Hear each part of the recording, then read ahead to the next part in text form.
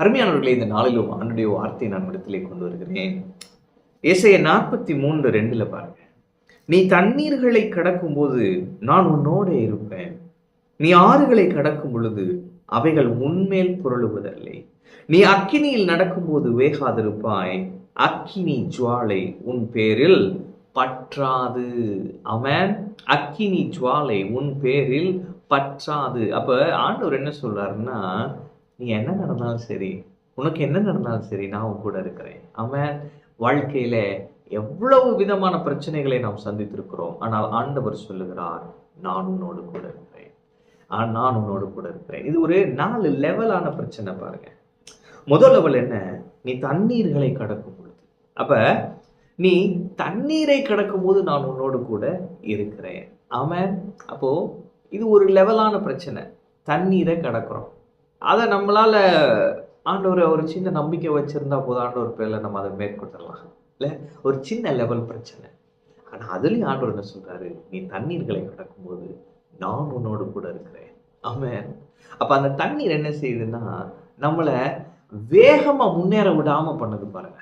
நீங்க தண்ணியில உங்களால சாதாரண தரையில நடக்கிற மாதிரி நடக்க முடியாது. அப்ப சில பிரச்சனைகளை கடக்கும் பொழுது சில தாமதங்கள் ஏற்படுகிறது.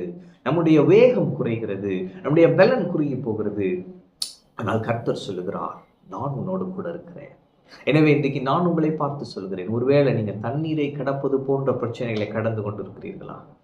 எவ்வளவு நாள் தாங்க இன்னும் பலன் இல்லாம போகுதுங்க. ஆண்டவர் சொல்றாரு, நான் உன்னோடு கூட இருப்பேன்.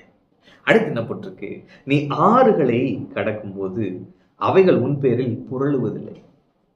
தண்ணீரை கடந்துட்டோம், அடுத்து ஆறு. ஒருவேளை உங்க பிரச்சனை ஆறுகள் போல இருக்கிறதா?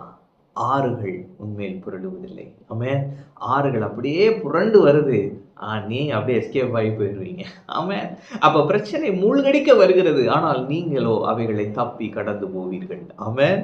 அப்போ உங்களை மூழ்கடிக்க எப்பேற்பட்ட பிரச்சனைகளை பிசாசு உங்களுக்கு முன்பாக வைத்திருந்தாலும் நான் சொல்லுகிறேன், அவைகள் உங்கள் மேல் புரளுவதில்லை. ஏனென்றால் கர்த்தரும் கூட இருக்கிறார். தேவன் உங்க கூட இருக்கிறப்ப எதுவும் உங்க மேல புரளுவதில்லை, எதுவும் உங்களை மூழ்கடிப்பதில்லை. கடன் உங்களை மூழ்கடிப்பதில்லை, பிரச்சனைகள் உங்களை மூழ்கடிப்பதில்லை. ஆமென். அடுத்து என்ன போட்டிருக்கு? நீ அக்கினியில் நடக்கும்போது வேகாதிருப்பாய். ஆமென். அப்ப உங்களை ஒடுக்கும் பிரச்சனைகள் வரும் பொழுது நீங்கள் வேகாதிருப்பீர்கள். தண்ணீரை கடந்தாச்சு, ஆறுகளை கடந்தாச்சு, இப்ப அக்கினி. இது டிஃப்ரெண்ட் ஃபேஸான பிரச்சனையா இருக்குல்ல. அக்கினியில் எப்படிங்க நம்ம நடக்க முடியும்? அக்கினியில் அங்க பார்த்தீங்கன்னா கடந்துட்டோம், இங்க பார்த்தீங்கன்னா நடக்கணும். அப்ப அக்கினியில் நடப்பதுன்றது ஒரு முக்கியமான ஒரு ஒரு ஒரு ஒரு முக்கியமானது சொல்ற காட்டிலும் அக்கினியில் நடப்பது ஒரு கடினமானது, ஆனால் முக்கியமானது. ஏன்னா நம்ம நடந்து போகணும். ஆமென். ஒரே இடத்துல நின்னோம்னா கால் அவ்வளவுதான் பொத்து போயிடும். ஆனால் நம்ம நடந்து போகணும். ஒரே இடத்துல நின்னோம்னா அந்த அக்கினி நம்மளை சுட்டு விடும். ஆனால் நாம் அந்த அக்கினியில் ஊடாய் நடக்கவே ஆண்டவர் விரும்புகிறார். ஏனென்று சொன்னால் நாம் அக்கினியில் மேல் அதிகாரம் உள்ளவர்களாக இருக்கிறோம். அக்கினியில நடக்கிறோம்னா என்னன்னா, அக்கினி நமக்கு கீழே இருக்கு. அப்போ அந்த பிரச்சனைகள் மேலே நமக்கு அதிகாரம் இருக்கிறது. ஆமென். அக்கினியின் மேல் நடப்பது என்று சொன்னால் பிரச்சனையின் மேல் அதிகாரம் உள்ளவர்களா இருப்பது. ஆமென். அப்ப அக்கினியின் மேல் நடக்க வேண்டும். அக்கினியின் மேல் நின்னோம்னா பிரச்சனை நம்மளை சுட்டு பொசிக்கிறோம் பாருங்க. ஆனா அக்கினியில் மேல் நடக்கும் பொழுது நாம் பிரச்சனைகளின் மேல் அதிகாரம் உள்ளவர்களாய் இருப்போம். அப்ப தண்ணீர் போன்ற பிரச்சனையா இருந்தாலும், தண்ணீரை கடப்பது போன்ற பிரச்சனைனாலும் கர்த்தர் கூட இருப்பார். ஆறுகள் போன்ற பிரச்சனைகளா இருந்தாலும் கர்த்தர் நம்மோடு கூட இருப்பார். அக்கினியில் நடக்கும் போது வேகாதிருப்பாய் என்று சொல்லியிருக்கிறது. அக்கினியில் நடப்பது போன்ற சூழ்நிலை இருந்தாலும் கர்த்தர் கூட இருப்பார். அக்கினி ஜுவாலை நம் பேரில் பற்றாது. ஆமென்.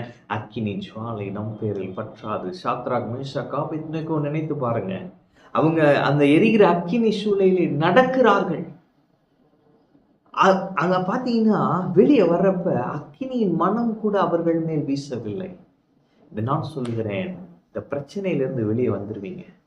அது எனக்கும் தெரியும் பிரதர், எப்படியாவது வந்துடுவேன். அப்படி இல்லை. ஆண்டவர் உங்களோடு கூட இருக்கிறபடியால் நீங்கள் ஜெய கம்பீரமாய் வருவீர்கள். அக்கினியின் மனம் கூட உங்கள் மேல் வீசுவதில்லை. இந்த பிரச்சனையின் வடு கூட உங்களுடைய வாழ்க்கையில் இருக்காது அருமையானவர்களே. கர்த்தர் அப்படியாய் உங்களை நடத்துவார். அவர் உங்களோடு கூட இருக்கிறார். அப்ப எப்பேற்பட்ட பிரச்சனையா இருந்தாலும், எந்த லெவலான பிரச்சனையா இருந்தாலும், நான் சொல்லுகிறேன், கர்த்தர் உங்களோடு கூட இருக்கிறார். இவர் ஒருவர் மட்டும் உங்களுக்கு இருந்தால் போதும். யாரும் கூட இருக்க வேண்டாம் பிரதர், யாரும் உங்க கூட இருக்கணும்னு அவசியம் இல்லை சிஸ்டர். கர்த்தர் கூட இருக்கிறாரு. இந்த கர்த்தர் உங்களோடு கூட இருக்கும் பொழுது நீங்கள் எதையும் செய்வீர்கள், எதையும் கடந்து போவீர்கள், எப்பேற்பட்ட சூழ்நிலையும் மேற்கொள்வீர்கள். அக்கினி போன்ற பிரச்சனையா இருந்தாலும் அவைகளின் மேல் நடந்து செல்வீர்கள். அவைகள் உங்கள் பேரில் பற்றாது. கர்த்தர் உங்களோடு கூட இருக்கிறார். தைரியமாய் முன்னேறுங்க, தைரியமா முன்னேறுங்க. கர்த்தர் கூட இருக்கிறார்ன்ற தைரியத்துல, விசுவாசத்துல சில அடிகள் எடுத்து வைங்க. கர்த்தர் உங்களோடு கூட இருப்பார். எந்த பிரச்சனையும் உங்களை தாக்காது, எந்த பிரச்சனையும் உங்களை மேற்கொள்ளாது. நீங்கள் உங்கள் பிரச்சனைகளை மேற்கொள்வீர்கள். நீங்கள் உங்கள் பிரச்சனைகள் மேல் ஆளுகை செய்வீர்கள்.